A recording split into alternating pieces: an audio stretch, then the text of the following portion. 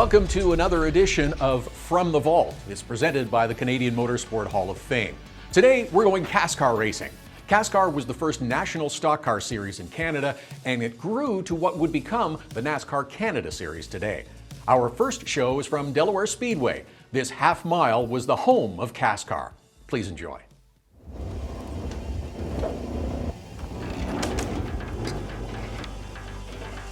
The ramps are lowered and the power unleashed as CASCAR returns to Delaware Speedway.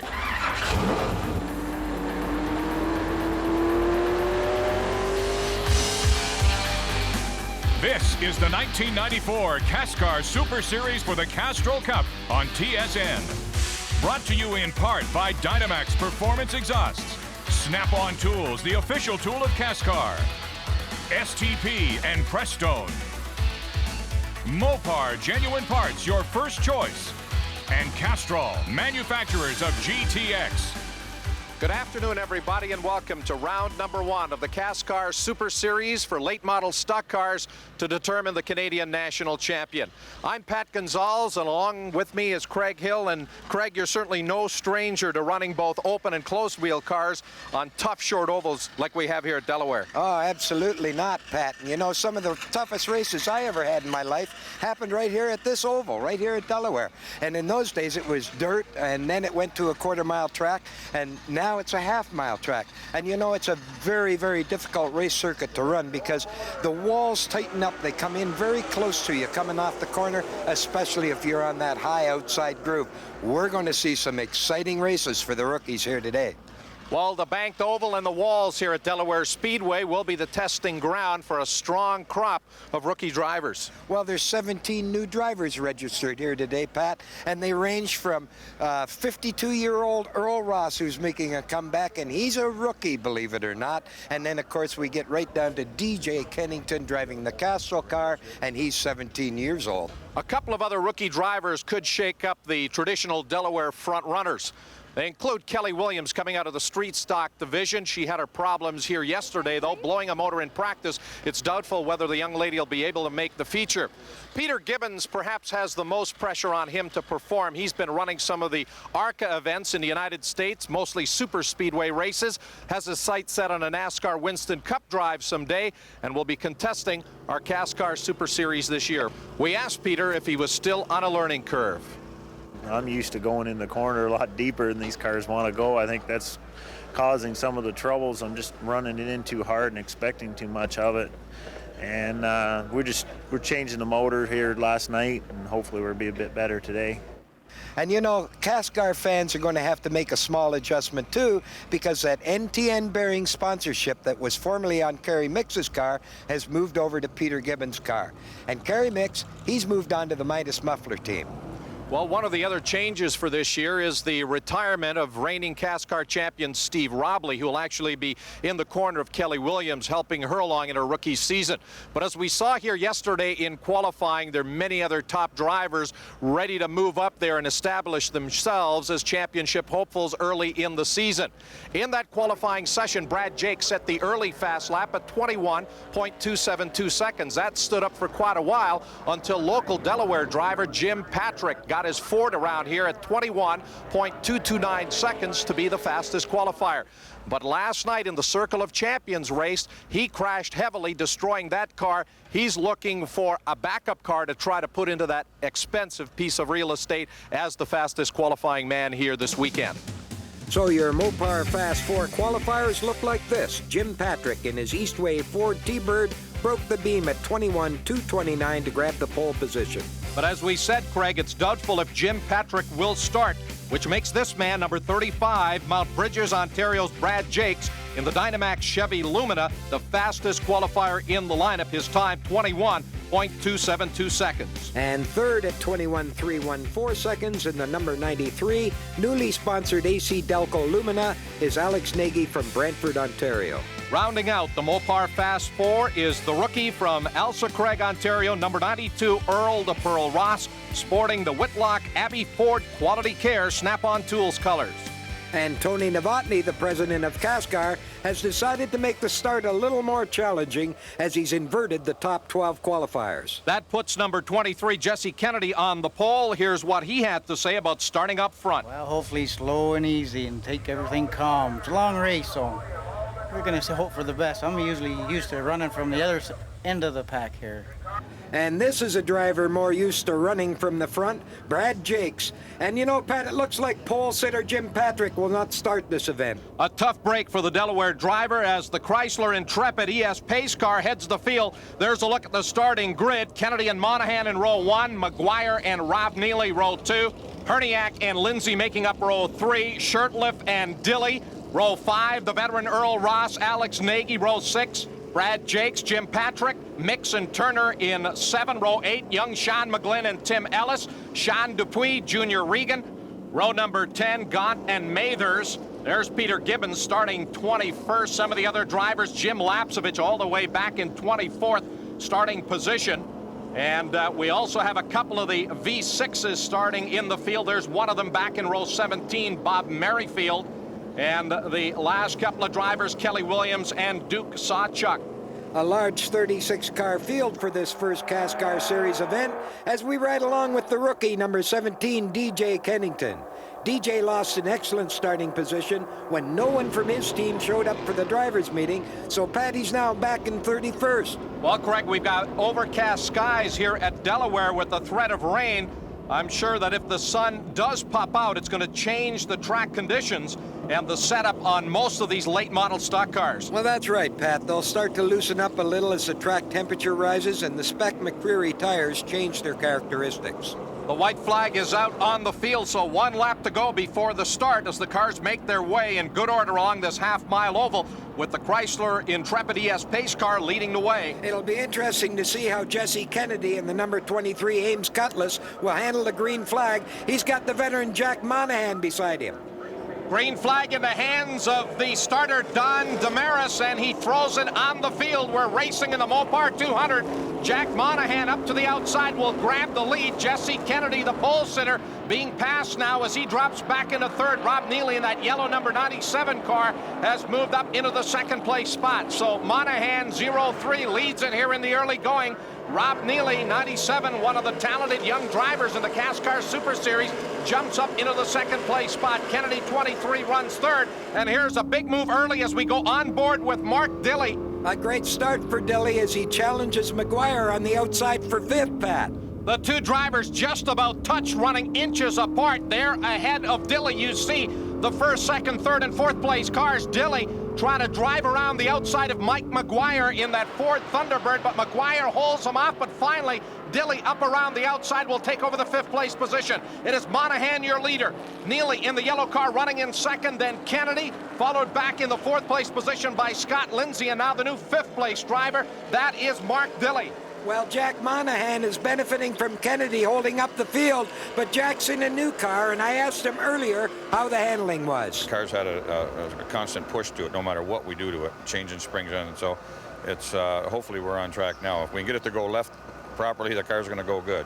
Well, Jack Monahan has been going left properly so far in this race. Oh, there you saw the number 16 car of Al Turner just about sideways. He was able to gather it back up as Turner tries to chase down Brad Jakes. Your race leader, Monahan, with about a 15 car length lead over this battle for second place involving Scott Lindsay and number 97 Rob Neely, and you're right in the thick of it as we go on board with Mark Dilly in the Sega Sports Oldsmobile. Dilly now challenging Neely for the 3rd place position as he closes now on the new 2nd place driver Scott Lindsay, so they've shuffled the running order. And we go a little bit further back on board with Kerry Mix running in 8th in the Midas Travelodge car. He just got passed down on the inside by Dan Shirtliff. Then here is Herniak in the STP car all over him as he battles with Earl Ross.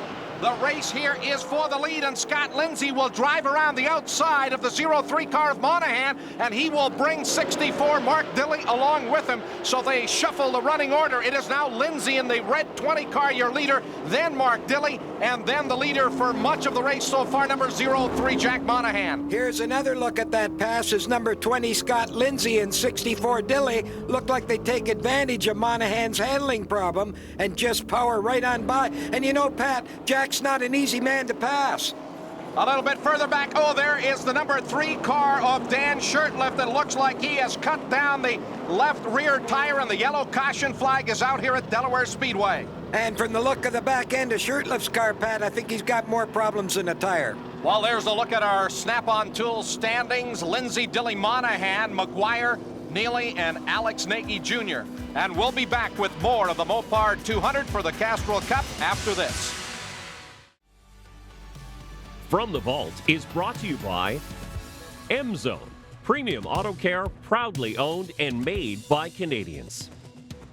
By Recap Recovery Drink. By WeatherCheck. For the perfect fit and ultimate in-vehicle protection, nothing protects like WeatherCheck. Order online at weathertech.ca. And by the Canadian Motorsport Hall of Fame. Visit our website for Hall merchandise. Welcome back to the CASCAR Super Series for the Castrol Cup from Delaware Speedway. As we rejoin the Mopar 200, number 64, Mark Dilley, has grabbed the lead from Scott Lindsay. And the Mopar replay shows you just how hooked up Dilley was as he powered past Lindsay between corners 1 and 2, with early leader Jack Monahan being pushed further back in that shuffle, Pat. Mike McGuire in the 8 car battling side by side with Monahan for 3rd as we look at the new race leader, Mark Dilley, in that Sega Sports Oldsmobile Cutlass. He has been one of the fastest cars on the racetrack through practice and time trials, and right now he is running away with the race. Scott Lindsay in the red 20 car running in 2nd. Then the 3rd place car now belongs to the number 8 of Mike McGuire. Some action a little bit further back. That is the battle just outside of the top 10 there, with Paul Mathers in the number 10 car being shown in the 11th place position. But Mark Dilley continues to run up front. He's been able to run that car right down at the bottom of the racetrack, has been able to run the high line and drive around other cars up to the high side. We now go on board with Kerry Mix in that Midas Travelodge car. Oh, sideways, big crash coming off of turn 4. Mix was able to gather it back up, but several cars involved in this incident. Oh, what a great job by both Mix and Earl Ross to get through that mess, Pat. And here with the Mopar replay, the Sony wall cam shows you what happened with number 8, Mike McGuire, losing it. 93 Nagy has nowhere to go, and he crashes heavily. Then Junior Regan puts the Chrysler LeBaron into the wall. What a great shot from the wall cam. And it's situations like this that make the drivers appreciate that fine safety record that CASCAR's had over the years. And that corner 4 incident has claimed the car of Alex Nagy Jr. They've got the hood up on the number 20 car of Scott Lindsay. That does not look very good for him. Here is 35. You saw Brad Jakes in for gas, as is the 64 car of Mark Dilley. They're trying to repair some of the body damage on the left front of that car. And there is 02 Kerry Mix, a little bit of fuel spilling from his car as we get set here for the restart. The cars on the lead lap are down on the inside of the racetrack. There is 25 Jim Lapsovich in the Tim Hortons Ford Thunderbird as the cars now accelerate, preparing to go back to green flag racing. And we go on board with DJ Kennington. There is the green flag flying here at Delaware Speedway. Dan Shurtleff in the number 3 Goodwrench Lumina is several laps down, but he is running at the head of this pack of cars, led by number 25 Lapsovich. 75 Herniak running in the 2nd place position on the racetrack. Then we've got a couple of other lap cars in there. There is DJ Kennington just ahead of Earl Ross, who runs in 5th. The 03 of Jack Monahan is back in the 6th place position. Then it is 35 Brad Jakes in 7th, followed by Mark Dilley in the 64 car. He is 8th.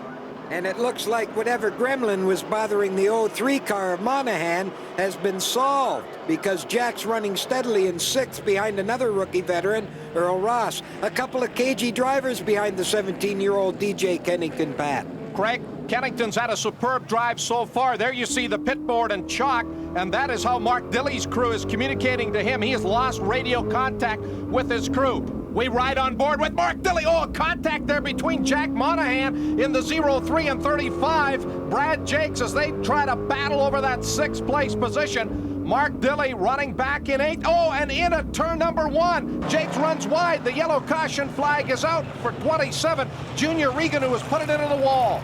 And our pit source tells us that Cascar's Louis Bennett is now informing the Herniak crew that they're not on the lead lap and therefore not in second spot. A real tough break for the STP team. And we'll be back with more from Delaware right after this. Welcome back to Delaware Speedway and the Cascar Super Series for the Castrol Cup. We're under yellow with Jim Lapsovich leading this Mopar 200. Here's a report from the pits with crew chief Don Thompson Jr. What's Jim telling you about the car? Well, the car's a little loose right now. Unfortunately, we're not going to get a chance to fix it, but we'll be okay. He just has to stay smooth. Why pit early? A lot of guys gambled that the weather would work for them. Why did you choose to come in early? Well, the car was a little bit too loose at first, so what we had to do is we tried to rectify the problem early in the race. That way he had better position at the end. And there's the Prestone update with all the running positions. And what Don Thompson Jr. was referring to was that Lapsovich pitted on lap 70 and was able to stay out during the yellows and gradually work his way to the front, Pat. Pace car pulling off as we're about to go back to green. There is Lapsovich, your leader. The car's on the lead lap down to the inside of the racetrack. Rob Neely, number 97, one of those drivers who is several laps down. Lapsovich, your leader, number 7, Sean Dupuis, runs in the second place position. There is Neely as he'll slide up to the high side. Dupuis will go underneath. But Dupuis holding that second place position as they blast out of that fourth turn and by our Sony wall cam. Lapsovich, number 25, in that red Tim Hortons Thunderbird leading. There is the battle back there for third, fourth, and fifth, involving number 92, Earl Ross, who currently shows in the third place position. 03, Jack Monahan is fourth, and then 64, Mark Dilley, runs back in the fifth place spot. But what a brilliant drive Jim Lapsovich has had. Great pit strategy has helped get him to the front after he started all the way back in the 13th row. But right now, he holds that Tim Hortons Thunderbird at the point. The battle a little bit further back. Earl Ross being pressured by Jack Monahan and Mark Dilley for that third place position. But for the moment, Lapsovich enjoys a 2-car length lead over Sean Dupuis in car number 7. And both of these drivers started a lot further back, but good pit strategy and timing those caution periods have got them to the front. That three-way fight continues now for the third place position. Earl Ross in that blue, the double blue number 92 Ford Quality Care sponsored Thunderbird, holding out of that third place position as they go around the 22 car of Tim Ellis. Ellis running a number of laps down to the leaders. Well, the 03 car, Monahan, he's back up to fourth spot, Pat. And you know, he's been able to make improvements on that car all day long. I think some of that experience that he's gained here at Delaware over the years has certainly helped him. Well, Mark Dilley right on the rear bumper of Jack Monahan as we look at this great fight. There is Monahan getting a little bit sideways off the turn. Dilley pulls up alongside, will challenge for that fourth place position, and he'll get it. And now he's moving in on Earl Ross, who I've been impressed with all day long. He's stayed out of trouble, made clean, well-timed pit stops, and is waiting patiently in third. And I talked to Earl earlier about running in close traffic. I don't feel comfortable in traffic myself yet. So I'm giving cars a wider berth than you probably normally would. But I think if I can get the car so I feel comfortable with it, that during the race I'll get it. I think I'll do better. Right now, Earl Ross involved in a monumental battle with Mark Dilley for that third place position. Dilley has been strong all day here at Delaware.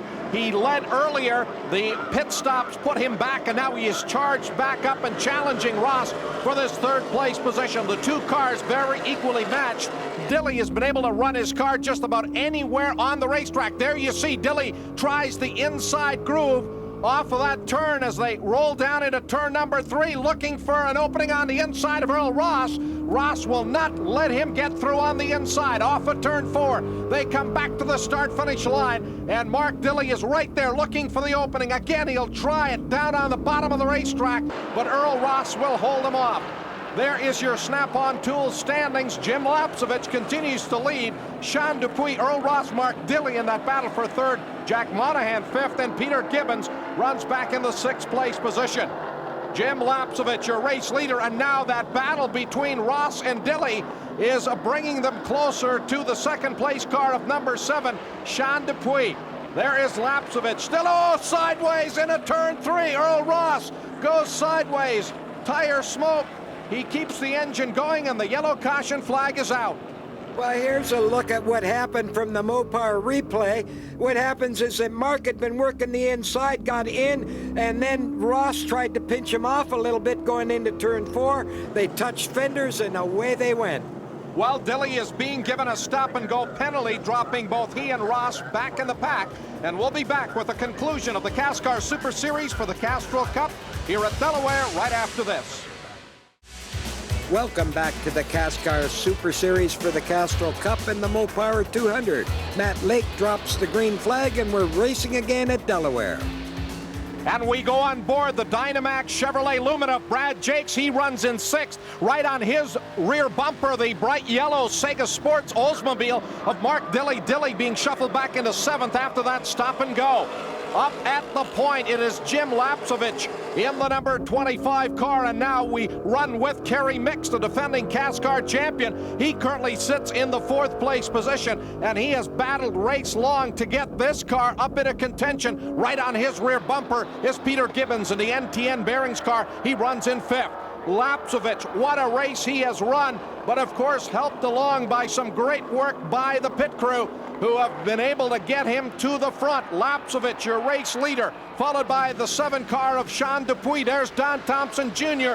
and the crew anxiously watching the remaining few laps here at Delaware. Lapsovich by a car length over Dupuis, number 7, who runs in 2nd. The battle for 3rd between Monahan in the 0-3 and Kerry Mixon. There is the white last lap flag out. These front-running 4 cars in a freight train off of turn 2 for the final time. Lapsovich try to hang on. Dupuis right on his rear bumper. He'll have one last shot at him into turn number 3. Oh, he taps Lapsovich. He goes sideways. They power off of turn 4. Checkered flag out at the line, and Jim Lapsovich will win it, taking the checkered flag. Dupuis in 2nd, Monahan 3rd. Mix will finish 4th. And there's a happy Tim Horton crew, and here's the Snap-on Tools final standings with Lapsovich, Dupuis, Monahan, Mix, and Gibbons. The rest of the top 10, Mark Dilly, Brad Jakes, Al Turner, Earl Ross, and John Gott rounding out the top 10. A smart win for the Tim Horton Eastgate Ford crew, and there's Jim's father, Joe, a great supporter of both his sons' racing careers. Brother Jeff races in the IMSA series, and that's crew chief Don Thompson Jr. helping his winning driver with the helmet. So Jim Lapsovich wins his first ever CASCAR Super Series race, and the 93 Rookie of the Year's margin of victory, a mere 0.35 seconds over Sean Dupuis. We had a quick car, but the crew chief, Don Thompson, pulled a good move, and all the crew worked excellent this weekend. We started behind the ball. We didn't even run warm-ups before qualifying, and we're thrilled. So an outstanding drive for young Jim Lapsovich as he takes the opener here at Delaware Speedway, Craig.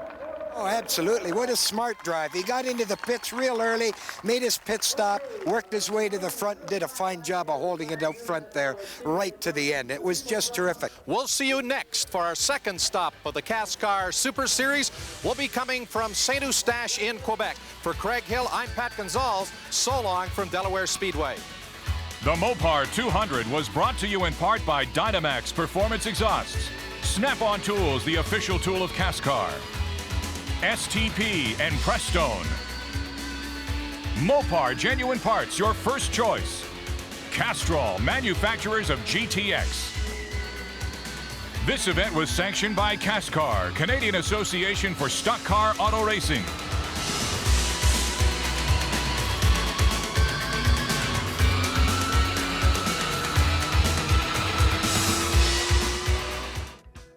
This was one of Jim Lapsovich's 2 wins in his long career. His nephews have gone on to win numerous titles throughout Canada. Next up, we'll go to the Autodrome St. Eustache for a rare Triple 50 feature. Quebec, home of the Villeneuve family dynasty and of a strong motor racing heritage, played out on challenging racetracks, especially the Autodrome St. Eustache.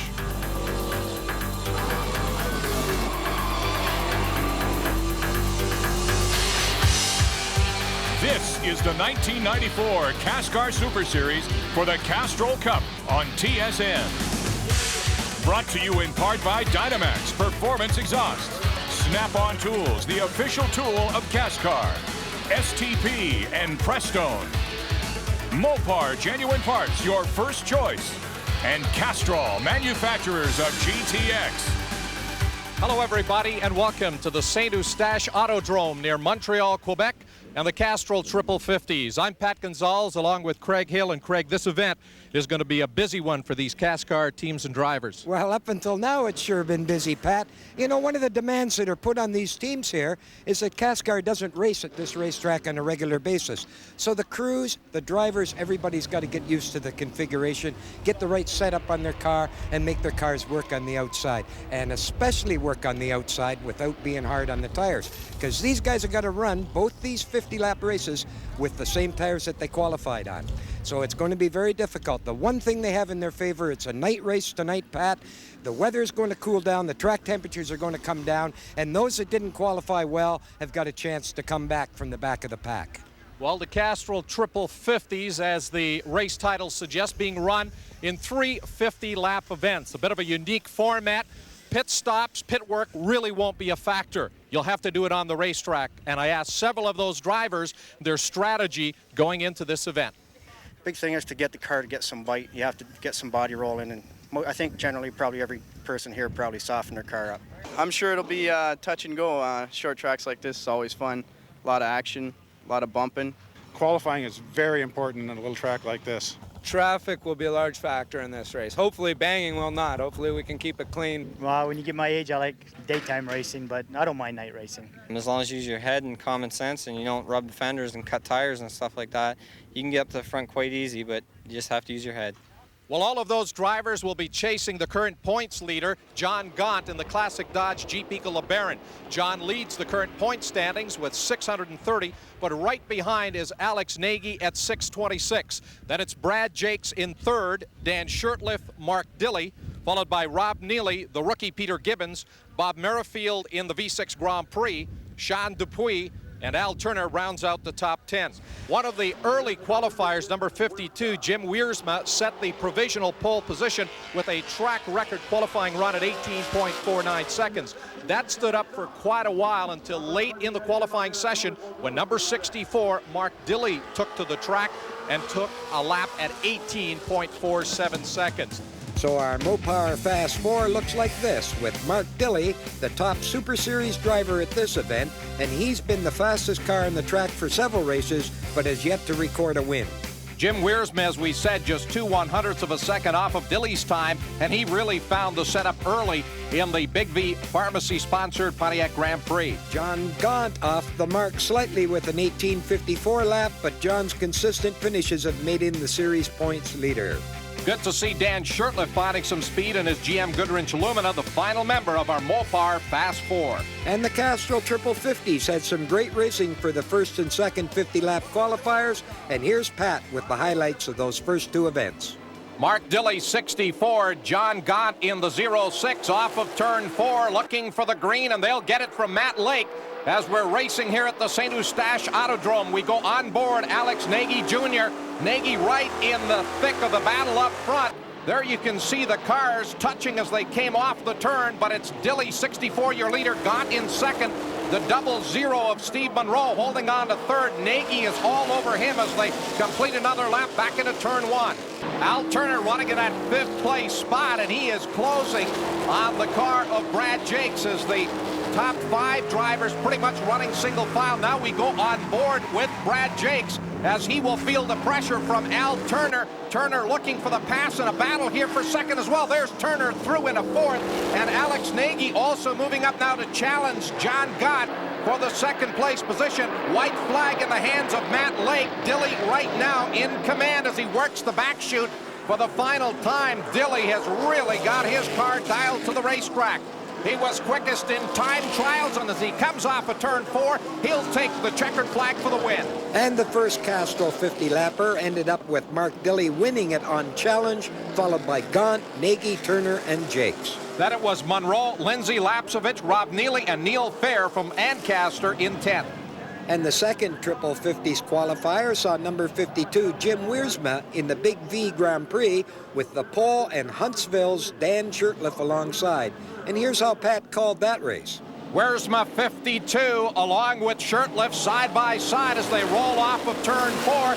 The pace car pulls off and we're racing at St. Eustache. Wiersma down to the inside will grab the early lead. Dupuis, number 7, pulls up alongside of Shurtleff as they head down the back straightaway, and we're in the thick of that battle up front as we went on board there briefly with Mike Herniak, and now they run side by side for third. Dan Shurtleff in that GM Goodwrench Chevrolet Lumina battling with the number 10 car of Paul Mathers. Those two drivers having a war, and there have already been some contact, and now 75 Herniak will pull up alongside and take over the 4th place position from Dan Shurtleff. So Shurtleff, who started up on the front row, being shuffled back into the 5th place position, and now he will retake the 4th place spot as he's able to drive to the inside of Herniak. 52, Wiersma being challenged by Dupuis as they run up into turn number 3, and Sean Dupuis out of Windsor will take over the lead.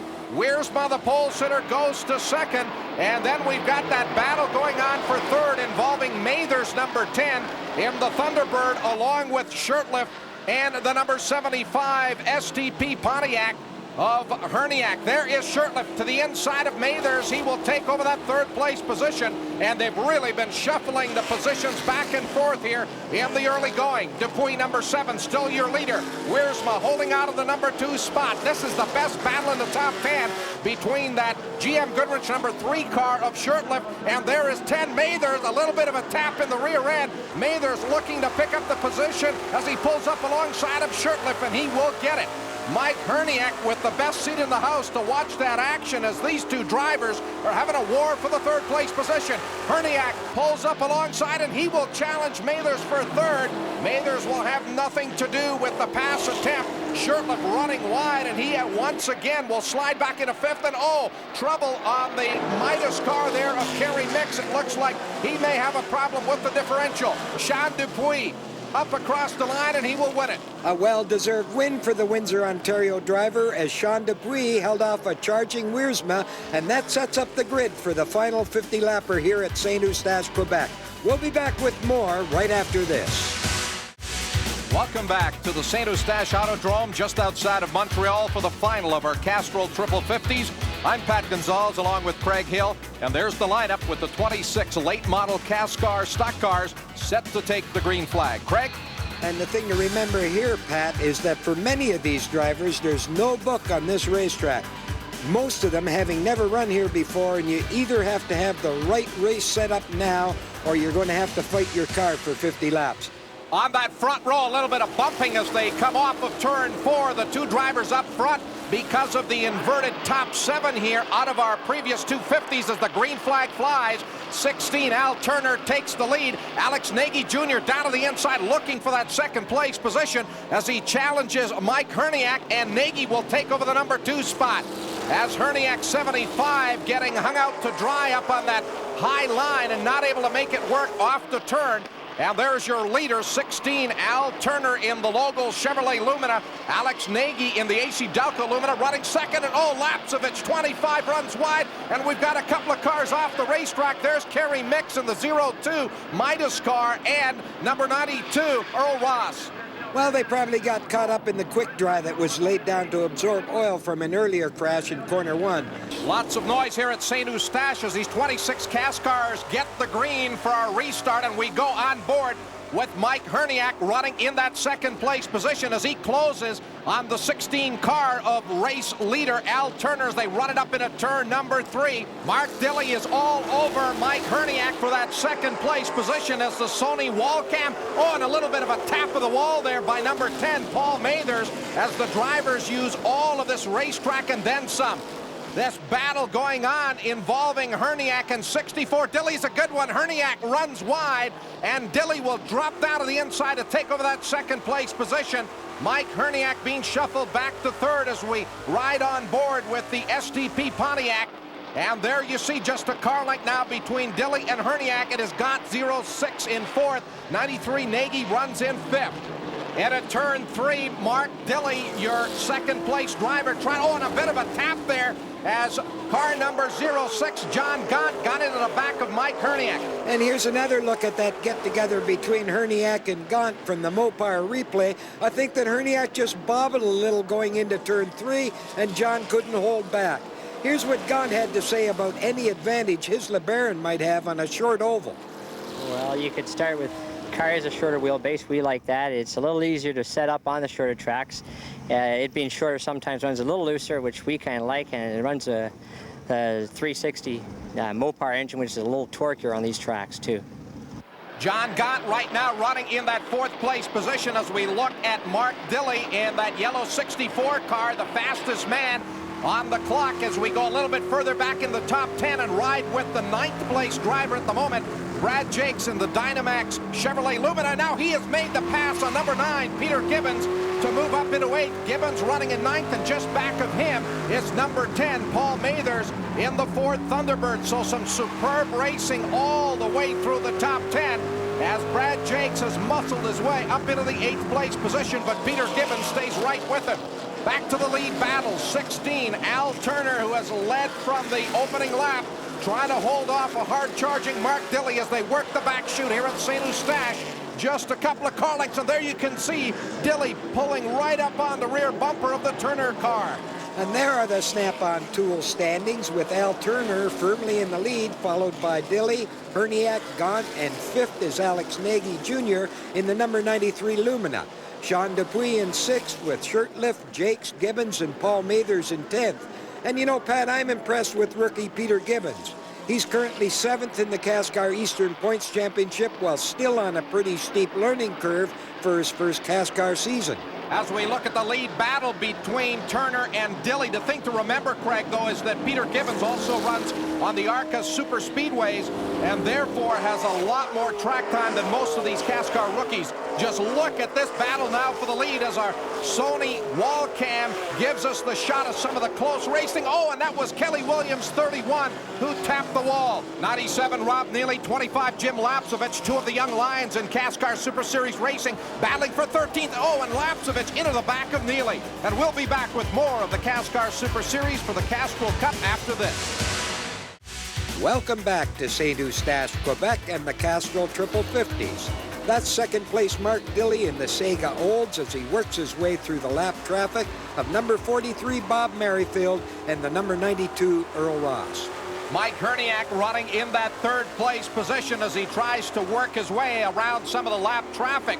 Herniak's had a superb drive so far, and there you see Earl Ross. He is running laps down to the front-running cars, and this is the battle for 15th involving 55 Harold Fair, Scott Lindsay, and the 02 of Kerry Mix, who is involved in that early incident in turn 1. Mix has been struggling here with the race car. Lindsay making a move on Fair down to the inside, looking for that 15th place position, and the 2 drivers running into each other off of turn 4 as they battle, and again some more contact between Lindsay number 20 and Fair 55. Kerry Mix moves down to the inside looking to move around Fair, but he won't get it. Well, Mix has had nothing but bad luck today, and he's had his share of mechanical problems all season. And there's the Prestone update so you can get a chance to see where your favorite team is at the halfway point. And boy, Pat, Al Turner has just dominated this race. He's really hooked up. Well, Craig, I think Turner's car is even better here in this final 50-lapper than it was in the earlier qualifier, as Morris Piper, his crew chief, and the Logos crew have done a superb job of making that car better each time out on the racetrack. And right now, with a lap car between the 16 of Al Turner and 64 Mark Dilley, there you see Dilley trying to get around that 31 car of Kelly Williams, the GM Goodwrench Pontiac Grand Prix. Dilley able to drive around on the outside, and he is still trying to chase down that Logos Chevrolet Lumina as Al Turner continues to run up front, as the leaders all having to contend with some of the lap cars out on this short oval. Dilley now closing up on yet another of the lap cars as Turner continues to lead. Herniak 75 also having to contend with some traffic here now as he closes on both Kelly Williams 31 and 92 Earl Ross. And we go on board with Mike Herniak. He's got those two slower cars ahead of him on the racetrack and no way to get around. Well, Herniak is really boxed in behind Williams and Ross, and Williams is not giving an inch, even though she's down a lap to Earl Ross. However, that doesn't help Herniak in third, who wants to maintain contact with those leaders, Pat. Mike Herniak closing once again on Williams 31 and Earl Ross number 92 as they come off of turn 4. Oh, Herniak into the back of Williams, loops the car around into the wall. Kelly Williams, the yellow caution flag is out here at St. Eustache. Mike Herniak giving Kelly Williams a little tap as the car sits up against the wall. And here's another look at that incident from the Mopar replay camera on board Mike Herniak's Grand Prix. Williams and Ross trade a little paint around turn 4, and then Mike Herniak pushes into Kelly and sends her sideways into the concrete inner wall. And there's Kelly Williams. She looks okay. She's going to be all right, Pat. Well, Craig, just after Kelly Williams was punted off, we have evidence from the Mopar replay camera that Mike Herniak took a shot at number 92, Earl Ross, as he taps him from behind and sends him into the infield. Well, things are getting just a bit out of hand, and the STP team is informing Mike that he'll be sent to the back of the pack once we get this Castrol Triple 50s underway. Well, after the various incidents, there's your new Snap-on Tools standings. Al Turner running smoothly out in front, followed by Dilly, Gaunt, Nagy Jr., and Sean Dupuis. Then it's Dan Shurtleff, followed by Brad Jakes, Peter Gibbons, Mathers, and DJ Kennington. A good drive for the rookie. And we'll be back with more from St. Eustache after this. Welcome back to the Autodrome St. Eustache and the Cascar Super Series for the Castrol Cup. I'm Craig Hill along with Pat Gonzalez as we get set to go green after the Kelly Williams-Mike Herniak incident. Back to green, flag racing, 16, Al Turner, 64, Mark Dilly, resuming the monumental battle they've had for the lead. Dilly trying to pull up alongside, down the back chute, but Turner will hold him off. And Al Turner's race car has been handling superbly right from the opening lap as he continues to lead Mark Dilly. 06 John Gott in third. Nagy runs fourth. Sean Dupuis still holding on to that fifth place position as Turner now opens it up to a couple of car lengths over Mark Dilly, but still anybody's race up front. As this one winding down, Al Turner, your race leader, he's led from the opening lap. And as we said, Morris Piper and the entire Logos crew have really given him a superb race car. He has now stretched it out here to about 4 or 5 car lengths. Mark Dilly closing it back up, and now Dilly coming under pressure from John Gaunt. Alex Nagy moving to the inside, and he will challenge Gaunt for that third place position. Off of turn number 2, Mark Dilly slides wide, and Gaunt will take over second. Nagy moves up the third, and there may be a problem aboard Mark Dilly's Sega Oldsmobile Cutlass. He is slowing down on the racetrack. I don't see any smoke, so probably maybe a problem with the tires late in this event. Well, he's probably cut down a tire on some debris, Pat. And you know, John Gaunt almost didn't make this race either. During the driver introductions, the NTN bearing crew pointed out a brake line leak to the Gaunt crew. They went back to the paddock, made the repairs, and were back in time for the start. And here he is in second, chasing down number 16, Al Turner. There's the battle involving Sean Dupuis, and now we go on board with Brad Jakes as DJ Kennington, the 17-year-old, running right up on the rear bumper of Brad Jakes as they battle for the 8th place position. DJ Kennington in that Castrol Mopar Chrysler LeBaron having a great drive as he's been up in the top 10 for most of it. Matt Lake throws the white last lap flag to the field, and right now Al Turner just half a lap away from victory here at St. Eustache. There is Gaunt in second. Nagy runs third as they roll off of turn 4. Checkered flag at the line, and Al Turner has won this final Castrol 50-lapper. Well, he's been hooked up all night long, Pat, and what a beautiful race run by Al Turner as he wins his first Cascar Super Series event, followed by Gaunt, Nagy Jr., Sean Dupuis, who was second at our Delaware race, Shurtleff in fifth. Then it's the rookie Gibbons, Jakes, another rookie, DJ Kennington, Neely and Jim Lapsevich, the 93 Rookie of the Year. And here's Pat with our winner. Turner, outstanding drive. Did you think right at the end there with just 7 laps to go to the checkered flag when Kelly Williams spun that Mark was going to be tougher and really going for you? Yeah, we really didn't need the caution flag to come out at that point. I'll tell you, this car just ran great all day, and the guys, we just kept thrashing away in the car all day. And I can't say enough about my guys and Logos Auto Parts. I really want to thank John Logo and all the people at Logos Auto Parts, because we haven't exactly set the world on fire yet this year, but just hang with us, guys, and I think things are going to come good. And there are the stats with Al Turner leading all of the 50 laps, and here's Pat with second place John Gunn. Once the crew got it fixed, you went out there and you really battled for a really solid second place finish. You got to be real happy with that turn of events. Yeah, we're really happy because that now puts us another little step closer to the national champion. I think we may still be on top of the points lead. Just like to say thanks to all the guys in the crew. Did a super job, especially the guys in the NTN crew. Those are the guys that actually spot out the problem for us. That's sportsmanship. And John is certainly right about the Eastern Cascar Championship. He leads with 802, followed by Alex Nagy Jr., Brad Jakes, Mark Dilley, and Dan Shurtleff in a very tight battle for 5th.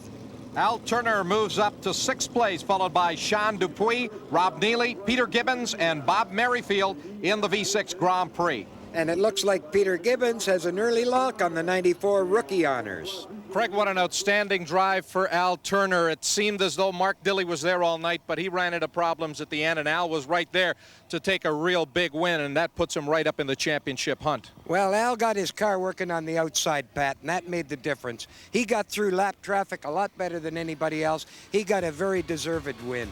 We'll see you next from Race City Speedway in Calgary, Alberta. For Craig Hill and our entire crew, so long from the St. Eustache Autodrome.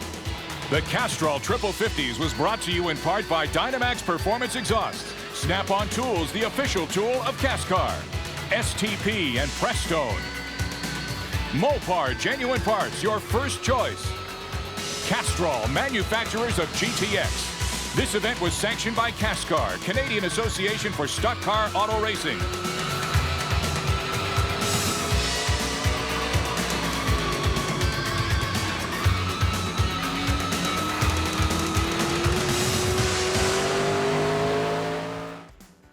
Barrie, Ontario's Al Turner with the win. In the mid-90s, that 16 machine came on strong in the Cascar ranks.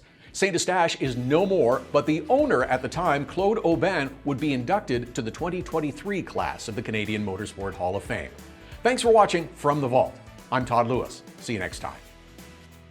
From the Vault is brought to you by M-Zone, premium auto care, proudly owned and made by Canadians. By Recap Recovery Drink. By WeatherTech. For the perfect fit and ultimate in-vehicle protection, nothing protects like WeatherTech. Order online at weathertech.ca. And by the Canadian Motorsport Hall of Fame. Visit our website for Hall merchandise.